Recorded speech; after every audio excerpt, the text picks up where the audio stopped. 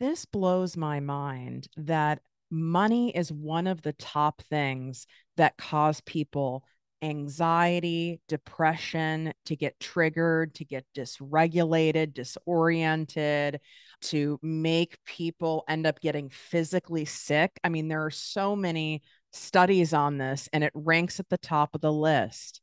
And likely you're nodding your head like, absolutely, absolutely. That's it for me. That's it for me. And I'm outing myself as well earlier on in my life.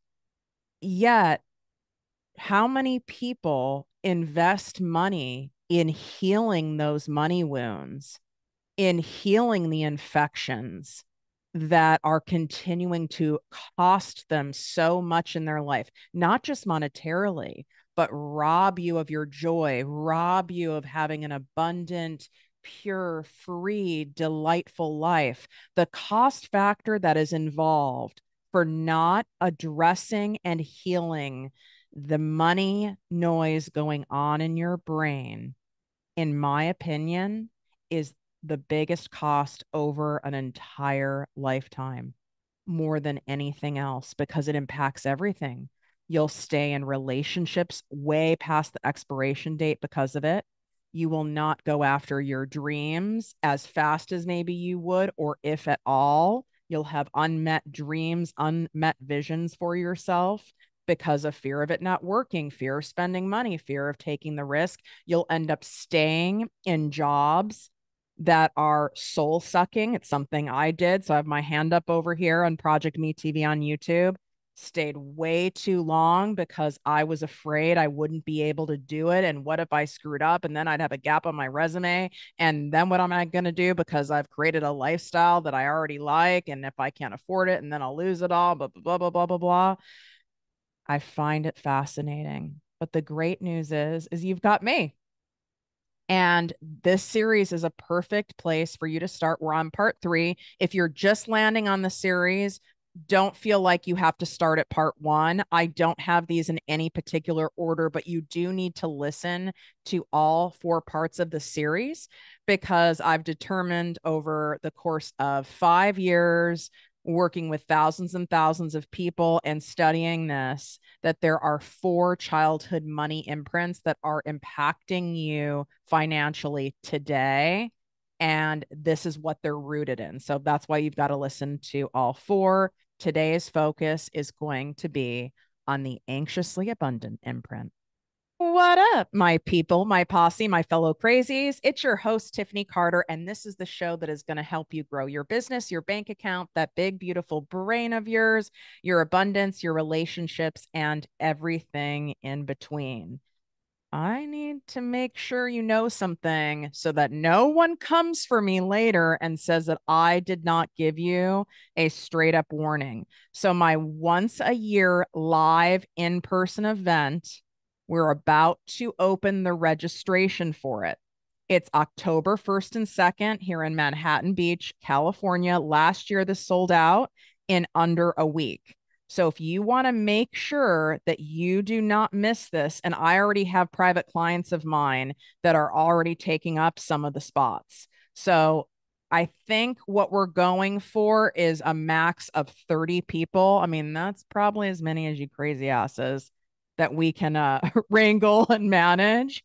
So there's already 5 of those spots that are claimed for by private clients, because they do get honorably so like first dibs.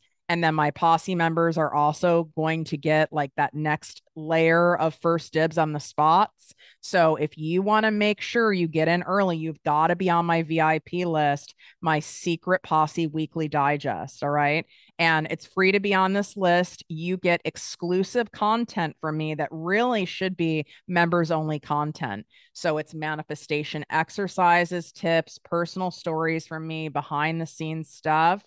And you can get on that by going to projectmewithtiffany.com/secret posse. Swipe up. It's in the show notes. It's on the description here on YouTube, on Project Me TV. It's also in the link in bio on my TikTok and Instagram. And that's at Project Me with Tiffany. You need to be following me on both the talk and Instagram, completely separate pieces of content, but both of them go together in order to have you monetize your gifts, passions, and talents online so you can be financially free and live your most abundant life doing something you love while serving others. There is no better feeling. I've got to give a special shout out before we get into part 3 today. Those of you who are watching me on Project Me TV can see my hat. It is a purple hat with fuzzy letters that say ZFG. And my listeners know it's zero fucks given. And it's perfection. And one of our lovely listeners, one of my posse members, has sent a card and I'm showing it on YouTube. I'm going to read it to you guys because she fucking deserves it and delighted my entire week. And I've been really late on opening any of the press packages I get, any of the letters and stuff that you guys send. It's don't think that I don't care and I'm not appreciative. I got really behind on all this stuff from having the government illness. Like couldn't get to everything. And I personally like to be the one to open those things. So I don't have anyone else do this for me. So this was sent actually in April, but I just opened it now. Hi, Tiffany. I hope you enjoy some ZFG swag that you inspired me to make. Thank you so much for sharing your experience and passion and who you are with those of us like me wanting to make an impact and a path in our lives. With love and appreciation, Alyssa Fox. Shout out, Alyssa. Girl, the fact that acts of service is my love language and this was so thoughtful. I so appreciate you. And I just want to say that to all my listeners. You guys, you've made this show. Ooh, I'm gonna get emotional. You have made this show a top show in over 57 countries.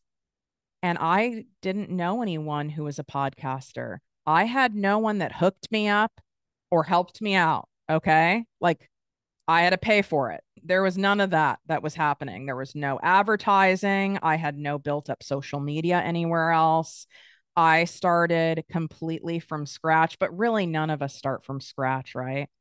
Because we have our intellectual property, we have our life wisdom, we have our innate skills and gifts, and then we have our learned skills and gifts. So I started with that. But you know what I mean? It wasn't like I have some celebrity friend who could have given me a shout out or hooked me up somehow or was someone at Apple. This has been a process. This has been a journey. This has been a test of my patience. And I promise you, as long as you keep showing up from a place of service and doing what you love and helping the people and putting that as a priority over any profits, the abundance will come. I've seen it over and over again, not just in my life, but in lives of friends of mine and in thousands and thousands of people I've coached. So I think it's so important for you to hear that message. And maybe if there's something on your mind or a show perhaps that you really love that's helped you out, why not show a token of appreciation and go leave a written 5-star review of the show on Apple Podcasts? You can do an actual written review on there. Spotify, you can just tap the 5 stars. There's no way to write a review. These written reviews are really important to get the show out. It helps other people find the show more.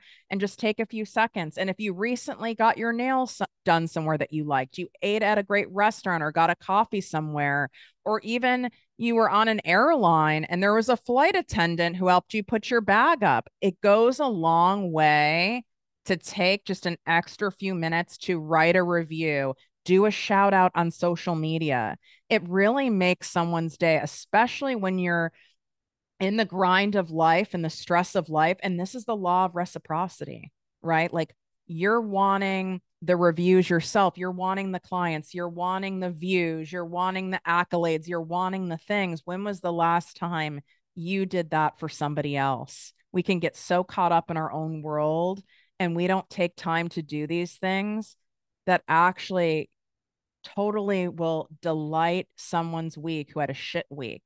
And at the time of this recording, because I had a batch record these episodes since this is a series, I had a really rough week. So even though I opened packages that were going all the way back from April, seeing that I have someone in my posse membership, this Alyssa Fox, delightful woman who used her creative ability and her creative efforts and actually handcrafted something. And you can tell, and I could feel in the energy of it, that she delighted in it and she knew I would. And it's super high quality on top of it. She knows I wasn't going to wear anything, janky. Shout out to you. And you have inspired me to even take more time in doing acts of service for people. And you deserved this shout out. And I appreciate you. Let's get into part 3 with the anxiously abundant childhood money imprint. Now, again, it does not matter the order of which you're listening to these episodes, but you do need to listen to all 4. I would rather you even listen again once they're all out and like binge them, because it is a lot to pick up on, and you're going to recognize yourself for sure in one of the 4 imprints. But typically what happens, just like when I did the attachment theory applied to your relationship with money, that is a perfect, another 4-part series that went viral that goes with this. Also, my mother and father money wound 2-part series. If you want to do a full money binge and get your ass in order and really go all in on healing these money wounds so it stops impacting your life and costing you so much. It's costing you literally every day, and you get to change it. This is up to you now that you found me, right? Like now that you have found someone who can help you do it. And maybe you found other books and other people who also help you, and that's great too. Sometimes though, you might not resonate with someone else's style. And I know when it's a topic as sensitive as money can be, it's very difficult for someone to really absorb things around abundance, manifestation, healing money wounds, and getting into that money mindset for people who truly have money trauma around it, right? There's childhood dysfunction in there, childhood trauma. There's a whole mixed bag in there, and it's hard to learn money stuff from someone who doesn't get that. So you found me for a reason, okay? I've got enough childhood trauma for a couple million people. So I really get it. With the anxiously abundant imprint, if I were to create any similarity, now these imprints I created, it's not like the attachment theory. That's a theory that was created, by a psychologist. This childhood money imprint, this is my intellectual property, okay? And again, I'm not a therapist, and nor would I want to be. I have a therapist. And shout out to my therapist, man, because you guys hold space like nothing I've ever seen. So if I were to compare the anxiously abundant imprint to make an analogy, I would say if you're familiar with the attachment style theory, or you go and listen, which you have to go listen to it, my 4-part series on it. It's like a disorganized attachment style, okay, where you can be anxious and avoidant. So with the anxiously abundant imprint, if you find yourself going, oh, I feel like I'm a little bit of this imprint and a little bit of that imprint, that's like a red flag to me, or a big red indicator. You could likely be anxiously abundant. Okay. So let's go through some of these. Growing up in this anxiously money minded household, it absolutely will affect your financial behaviors and attributes and your outlook and your energetic exchange with money as an adult. There's no way it can't. So I'm going to give you some symptoms. Okay. Chronic financial worry. And you're like, well, no shit. That seems obvious. Okay. Well, let me explain how it ties in. If your household was constantly stressed about money, you might now find yourself in a perpetual state of financial worry. Even when you have a stable income, you might always fear an unexpected expense or financial downturn in the economy or a catastrophe, which leads to that anxiety, right? It's a never enough feeling. And that used to be me. By the way, this is my imprint. Okay. We know I out myself on this show. So it's like, oh, I don't, I don't know if there's ever enough. I have to have this much in the bank and then I'll feel okay. And then I would move the marker, right? It'd be 100,000 in the bank. Then I got that. Then 500,000. That wasn't enough. 100,000. That wasn't, it was never enough because it had nothing to do with money. It had to do with I wasn't steady and solid and grounded in self acceptance with myself. So then, like, that money ends up being this external validator of if you're okay, which is very dangerous. I used to do this with weight as well. I can still slip into that, like with how I feel I look. Ooh, that's dangerous too. When you are relying on anything outside of yourself and your higher power as an indicator of if you're worthy, if you're okay, if you're a good person, if all that stuff, ooh, it's always a moving target because these are things outside your control. You cannot control all the things, no matter how hard you try. All right, another one, oversaving. And this one I touched on in the scarcity imprint. So some of these you're going to go, wait, but you said this is a symptom in this one, but there's a nuance to it. Okay. It's coming from a different energy. In a scarcity imprint, when you're over saving, it's there's not enough. There's not enough. There'll never be enough. There'll never be enough. Okay. When you're over saving in an anxiously abundant, notice how the word abundance in there, you're anxiously abundant, it's like you actually do have money. And I'm not saying you necessarily have millions and millions of dollars, but like you've got money. Like you're not at risk for losing your home. Okay. And that's kind of part of what can qualify you is when you actually look at it numerically, you really are okay. You might not be where you want to be, right? But you're certainly not at the level of risk of losing everything that you're anxiously telling yourself is going to happen, right? Which is what anxiety is. I'm diagnosed with generalized anxiety disorder and complex PTSD. We can come up with stories that are so far out of touch of where we're at, and that's part of the disorder. Okay. So growing up in a mindset that you must save for every possible emergency, right? Like, but what if this happens? And what if this happens? And we better do this. And oh, we better not invest in this. Oh, I better not hire Tiffany to help me grow my business. I better not buy Tiffany's, make more, work less money course. It's $697. I better not buy that because, like, what if it doesn't work for me? And what if I need that money because something comes up because something came up 5 months ago? And what if something comes up again? And then what am I going to do? And just absolutely basically money blocking, like cock blocking yourself from growth because you're perpetually like saving for Armageddon, right? Like the world's going to end. And so I need to always be preparing, and you're always on edge and you're always anxious. That puts you in that sense of fear energy, and then you're repelling all the abundance. That is the opposite of abundance. And here's what's fucked up about the anxiously abundant and why I have deemed it as the most challenging imprint to shift. It's absolutely shiftable. I've done it with countless people and myself, people who've worked with me privately in the posse, people who have done my Make More Work Less Money course, people who've come to my 2-day in-person mastermind. So it's possible. I'm just saying there's more roots with an anxiously abundant imprint. And here's why. Because you've gotten a lot of payoffs for this anxiously abundant behavior and thought process.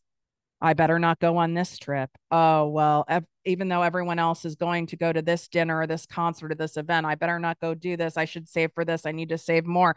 And so your bank account maybe has some good zeros in it because you've saved, or because you didn't leave a job or you didn't take a risk And then you start looking at evidence of friends and family and even stories from people you don't know who took a risk and lost it all. Oh, thank God I didn't do that. Thank God I didn't buy that stock. Thank God I didn't end up like Samantha down the street. Oh my God. Like now they have almost nothing. You start looking for things that confirm that how you are responding is okay. And because you have some level of abundance, I mean, we all have abundance. I know you know that, right? But, literal material abundance, it can mess with your mind more because it seems like it's working, right? And that's what was tough for me is I was reluctant and stubborn to want to change, to want to work less to make more, because what worked for me and got me abundance was working more and more and more and more. And I won awards from working more and more and more. I got bonuses, I got promotions, I got compliments, I had accolades, I had people going, oh my God, you work so much. And I thought that it was like a badge of honor. So I was getting seemingly payoffs for that behavior. But underneath it all, it's like a duck on water. You're right. They're paddling like crazy below, but it looks like they're gliding on the top. That's an anxiously abundant person. Well, this leads to my next one. It's the overworking, right? It's what I just said. It's the working more, doing more. I have to do more. I have to be more, more in order to even keep this up, in order to maintain the lifestyle we've created, in order to stay out of debt. We got ourselves out of debt. This is what's going to keep me out of debt. And I can't do anything different. If I do anything different, then I'm at a big risk here because I did this and this to get ourselves here. And doing something different, I could end up slipping back to where I was before. And then you get in this perpetual thing of I actually call it anxiously active manifesting, where you're overdoing, you're doing too much, and that is repelling the abundance in of itself, because that's an act of fear and scarcity.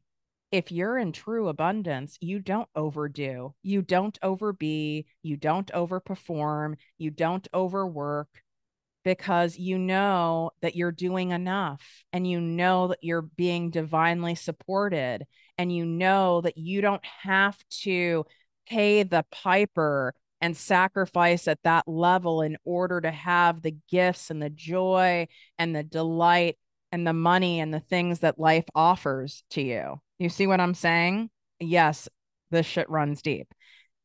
You want to go to another level with this, you need to get my Make More Work Less Money course. Okay. I talked about it a couple times already, but I didn't give you the link. It's projectmewithtiffany.com/make more work less.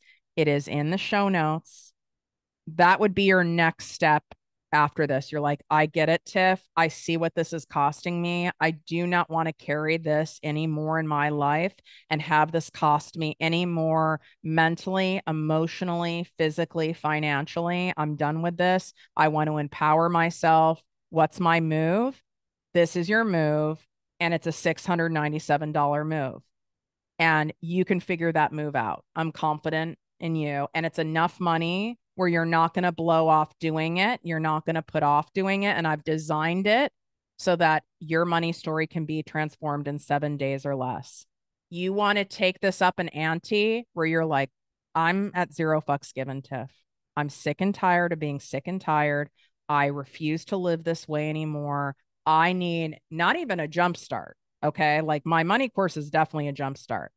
I need someone to take a firecracker and stick it up my ass and like blow this old money story out of the water. And I need to be rebirthed into abundance. Then you need to come to my 2-day live event. There is not one person who attends. That's not true. There is one person who is miserable no matter what. And there was nothing anyone could do in this entire planet to make that person happy.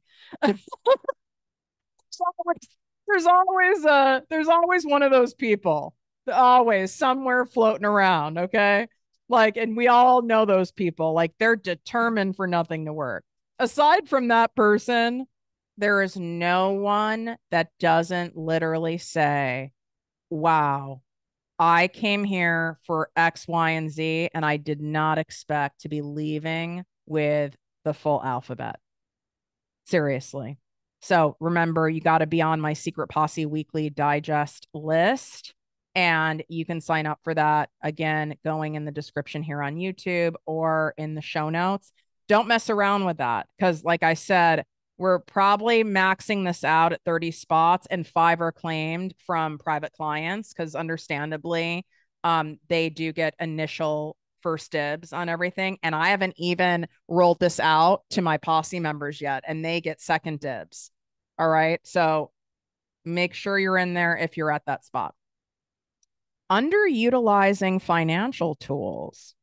Anxiety about financial loss can lead to underutilizing financial tools like credit cards, business loans, insurance, things like PayPal credit, even doing an actual like borrowing from a family member, but with agreed upon terms to pay them back. You might stick to keeping money in like just a low interest savings account. You might just have you hoard cash. And what's happening is you are now missing out on major potential growth opportunities by doing that. Passive income opportunities, opportunities for your money to make money. And then you go, but what if I put it in the stock market? And even if it's a diversified portfolio, and then, but the stock market goes down, and you're like the person who puts money under your mattress. That's someone who ends up working to the bone until the day they fucking die. If you do not learn how to make more and work less, there is no way to have true financial freedom for yourself. And I know some of you listening are nodding your head because you either watched a parent do it or you're currently doing it now. And that's the other thing with this, all of these imprints. What you witnessed and picked up a parent, your caregiver doing, behaviors, nuances, even without you realizing it, you're doing it now. And when you pause for a moment, even listening to these episodes, it's like, oh my God, I'm actually doing a version of what my grandparents did. I'm doing a version of what my mom did. It looks different. The circumstances are different. Some of the details are different, but really underneath it all, I am operating like, you know, in the scarcity imprint, in the feast or famine, in the anxiously abundant. I'm doing it because this is what happens. It's kind of like when therapists will say, "Yep, I'm dating my father, I'm dating my mother." It's like we subconsciously recreate things like that and relationships like that from our childhood in order to work through them and to change the story. And it happens subconsciously, and we can't change it till we're conscious of it. So these episodes are designed to make you conscious. And then the what the hell to do about it is in my Make More Work Less Money course, or quite frankly, inside my posse membership, coming to my 2-day live event. Okay. This one I know is big. I know it's big for you guys. I know. Avoiding financial discussions. If money was a constant source of tension at home, you might now avoid discussing financial matters with partners, with family, even with an accountant, even with employees. You have a business. This can lead to misunderstandings in relationships. This can lead to resentment. This can lead to all sorts of drama. This can lead to a lot of money loss, a lot of stress. This causes, I mean, what's the number one cause of divorce? It's money. That's what I'm saying. It's wild to me that truly one of the top stressors of all categories in the world is money. The number one reason for divorce is money. But people's number one priority and what they spend money on and working on healing is not money. People will buy supplements, gadgets, gazmos, injections to get skinnier. They will inject their face with Botox. I'm laughing because I'm also calling myself out. They'll inject their face with Botox. They'll get the lashes. They'll get the nails. They'll buy 5 gazillion outfits. They'll pay for cocktails, all going trips to Disney, all sorts of shit. but not invest in the number one thing that would absolutely change your life and also prevent a great deal of pain. Really insane when you hear it spelled out like that, right? So if you heard your parents fighting a lot about money, or you had a parent that came home and they had a tumultuous job, or like the boss was mad and now the boss isn't mad, and then their mood changed all based on the boss, or based on if they got a bonus or not, or based on if they got the promotion or not. You've associated money with being stressful, money with being tense, money with being scary, money with being icky. Money is something to avoid talking about. Some of you were even taught that to speak about money is inappropriate. I was raised this way, which is really weird considering how flashy my mom was. But I was taught that a proper lady, which I laugh as I'm wearing a ZFG hat, zero fucks given. Maybe this is why I enjoy an F bomb. Probably. I was raised very strict. There was no swear. I wasn't even allowed to say shut up. There was no swearing. That's probably what happened to me. You know how you tell someone like you can't do something so much it makes you want to do the opposite? That's gotta be part of it. I was taught that it was impolite to talk about money, to ask people how much they made, to reference how much people they made. And I understand that is kind of gross. It's like asking someone their age right off the bat. Like that's not right. So I do understand some of those social graces when it comes to that, but it went so far as like, well, if you keep telling someone you shouldn't talk about money, quite frankly, even the age thing, now that I'm saying it, you shouldn't talk about age. Well, now there's a stigma that there's something wrong with a certain age, that it implies someone would have something to be embarrassed about or ashamed about. In fact, now the more I'm even saying it, these are some fucked up things that some of us were taught. Think about that. Who cares? Like even asking someone, oh, what size are those pants? I might want to get them. Like, why does it matter? Like, either why is this even a topic? It's implying that there would be shame in saying you're a 14 versus a 4. You know what I mean? Or that you're 60 versus 25. Who fucking cares? Right? And it's the money thing also implies that kind of a thing. So if you were raised in that, it can also be, ooh, it's impolite. We better not talk about it. I coach a lot of women who come to me that, and you've seen women in the public eye, these housewives, like meaning the Bravo housewives, who didn't question their husbands and just signed those tax documents and ended up in prison for it. There's a couple reality people that one's still serving time by not asking questions. Oh, I better not ask. I better not, let the man deal with the finances. There's a lot of that stuff in there. Okay. And let's move on to now difficulty trusting financial institutions. So if there was a distrust of authority figures, when it comes to money, like financial authorities, big corporations, banks, financial advisors, investment firms, or even a wealthy family member. Okay, I love the wealthy Uncle Joe. Okay, like wealthy Uncle Joe, he's a know-it-all. He thinks he knows everything just because he got lucky, and it happened to be a housing boom when he grew his asphalt business. I love when I try to do different voices for this shit. I start making myself laugh. And if you saw a lot of that, heard a lot of that growing up, you might have a general distrust for people who have money, have a lot more money than you, have more perceived authority, maybe like a boss, a CEO of a company, a financial institution, even certain like business sectors. And this can prevent you from making informed financial decisions or even paying for seeking professional advice from credible people because there's a lack of trust. Then you try to figure it out and DIY it and do it on your own. That's why it took me 5 years with my first business before I hired anyone for help, because I didn't realize this at the time, but got the messaging of, if you don't do it, no one else is going to do it right. You've got to do it yourself. No one's going to care about your money and your business like you do. You can't trust anyone but yourself. I grew up hearing so much of that. So I absorbed that and I acted accordingly because I wasn't even aware of this imprint. Financial dependence. Witnessing financial anxiety can lead to seeking financial dependence on a partner or a family member for security.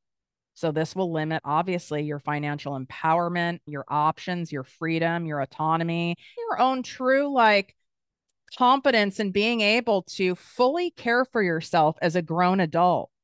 I see this a lot.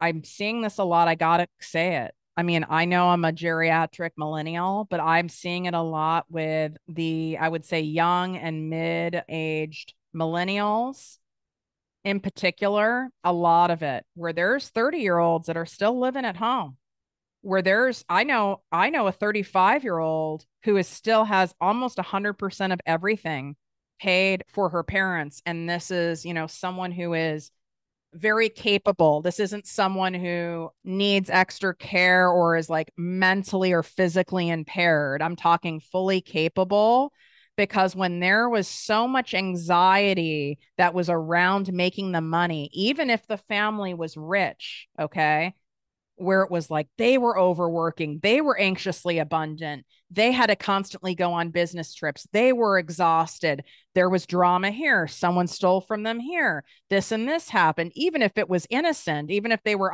you had a parent or parents that were entrepreneurs and they just expressed all the entrepreneurial drama. You don't know as a kid that that's just normal venting and drama of having a business, or even normal venting and drama of having a job, right? And your little kid energy, right, like took that in and absorbed that innocently as it's being scary. It's scary to make money. It's scary to have to rely only on yourself for money. And so then you can end up glomming on and staying in relationships and partnerships and jobs far past their due date. It's like a codependency. I can't make it on my own. I'm afraid I won't be able to. And then I don't want to lose this lifestyle I have. I like this lifestyle and I can't do this on my own. I won't be able to have the same lifestyle without this person or without this thing or without this job. And then it ends up creating so much shame and so much guilt and so much low self-esteem, which causes the anxiety, because that doesn't feel good to not know you can do it yourself and be self-reliant. And I know it doesn't feel good. And I'm not saying this to call any of you out to feel bad. I coach so many of you. I know it doesn't feel good. And I know you don't want it that way. And then you blame yourself for being that in that situation. And then that just makes it worse. You can't blame your way to a solution. You've got to work on this money stuff. And then that will allow that shame to lift.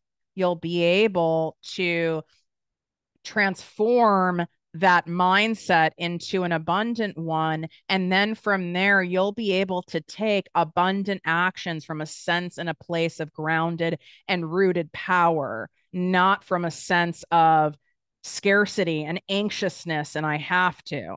And this goes to my last one of the low financial competence, right? Growing up in a household where money was a constant source of stress can result in this. You might doubt your ability to manage money effectively. Oh, I'm not good with money. I'm not good at math. I don't know what I'm doing. And this can lead again to poor financial decisions or reliance on others for financial guidance. This allows a lot of people to get scammed, myself included. There was a lot of messaging that was implied. It wasn't really said. It was nuanced, okay? That my mom went to Harvard, and I definitely was not naturally book smart. Okay. I'm sure I had some form of a learning disability rooted in or tied to all the trauma I was experiencing at home. My guess is it was probably tough for me to focus and concentrate and remember shit when I'm being abused every day, right? Like, sense. And but my mom loved that. Really, there's no way to trump. If you look at education, right? There's no way, who's going to trump Harvard? And the chances of me ever even going to Ivy League were literally slim to none. And so I somehow came up with a thing that I'm not good with math. I'm not good at math. And I've said it in my podcast many times. And I am, listen, I'm not, certainly not a mathematician, but my joke is I'm good with money. But I used to say I'm bad with math. And I switched it to I might not be great at like conventional math. Like my ass isn't going to do long division, but do I need to fucking do long division? No, but I'm great with money. So that was one of the shifts that I made. But what happened is when I had that first $1 million in the bank, and I did an episode that a lot of you guys loved where I shared this whole story of this happening, where I had $1 million in the bank by the time I was 30 because of this anxiously abundant imprint. This is what I'm telling you why this is so costly for you to not take action and invest in working and healing on this shit. Is I was like, I don't know what to do with this. I've never had this kind of money. Like, I didn't go to Harvard. I'm not good with numbers. And so, long story short, 'cause you can listen to another episode on it, but I ended up doing exactly what I'm saying here. I relied on someone else for their full financial judgment. I ignored red flags because what do I know? Like, I'm not good with numbers. This person went to another Ivy League school, which also made me go, oh, well, like they know better than me. I put them like on a pedestal, ignored red flags, and I lost almost all of it in 3 months. And there was nothing I could do because my ass signed the, 72-page financial documents and agreements without reading it. Because what did I know? I'm an idiot. That's what I was saying to myself at the time. Like, well, what do I know? Like, I'm kind of like this clueless, naive little fawn. I don't know anything. Like, this person knows everything. And this is how it gets us in trouble. This is how what's her name from New Jersey Housewives? Is it Judice? I feel like that's her last name. How she ended up in prison. I don't obviously know all the behind the scenes. And then there's the Chrisley family. There's probably more to unpack there, but I do believe a lot of people, men and women, get themselves in trouble and end up signing up for get rich quick schemes, pyramid schemes, some of these network marketing companies that are full of shit, some of these coaches that are full of shit that promise you the world and say all this, the seas are going to part. It's like without you really having to do anything. It's like all fantasy marketing. You've fallen for it. I have too. I've bought a lot of that stuff because of being anxiously abundant. And I'm giving myself self compassion. And I hope you are too, with wherever you are in this series of relating to whatever it is. Give yourself compassion, going, I can see where this came from. This wasn't all of mine. It is my job now to unpack it and heal it. But this wasn't all mine. I inherited this. I absorbed this. I picked it up. Don't hang yourself on the hook with it. That just creates more shame and actually keeps you stuck. And we're not about this life, okay? Over here on Project Me, we are going to have a rich babe summer, okay?